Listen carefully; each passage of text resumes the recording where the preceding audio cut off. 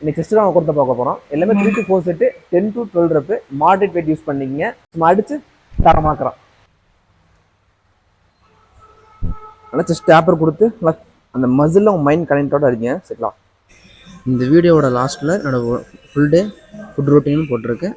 அதையும் இந்த work அவுட்டோட follow பண்ணிக்கிங்க. 10 கவுண்ட். இந்த பொசிஷன் இப்படி வைக்கக்கூடாது. தம்பிள் லைட்டாக V shape. 1 2 3. Work out gap வந்து 30 to 40 செகண்ட் கேப் விடுங்க. சடசடன்னு ஒர்க் அவுட் போடாதீங்க, ரொம்ப ஸ்லோவாக முடிக்காதீங்க.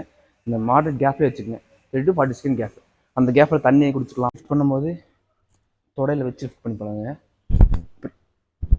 இல்லைன்னா சிங்கிளாக லிஃப்ட் பண்ணிட்டு இன்னும் lift.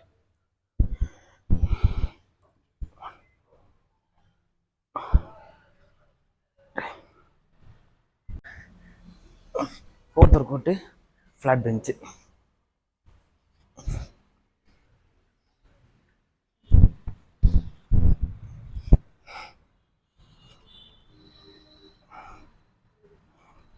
Fifth workout cable cross over.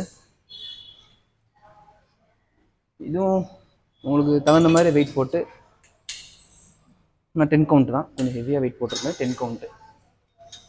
நம்ம எப்பவுமே ஒர்க் அவுட் ஸ்டார்ட் பண்ணுறதுக்கு முன்னாடி வார்ம் போடுறது ரொம்ப ரொம்ப நமக்கு ஹெல்ப்ஃபுல்லாக இருக்கும். எப்படி ஏன் சொல்கிறேன்னா, ஜாயின்ஸ் பெயின் வராமல் இருக்கும். அதனால் வார்ம் போட்டு ஒர்க் அவுட் ஸ்டார்ட் பண்ணுங்கள். ஓகேவா? 5:30 மணிக்கு ஃபஸ்ட்டு ஃபுட்டு வாழைப்பழம், ஓட்ஸு, நடக்கல்ல, நட்ஸு. இது என்னோடய ஃபஸ்ட்டு ஃபுட்டு. இது என்னோடய 2வது ஃபுட்டு. 200 கிராம் சிக்கனும் 2 தோசையும். இது கூட வெஜிடபிள்ஸ் இல்லை கொக்கும்பர் எடுத்துக்கணும். இது என்னோடய 3ஆவது ஃபுட்டு. 200 கிராம் சிக்கனு, 200 கிராம் சாப்பாடு, அது கூட கொக்கம்பரு.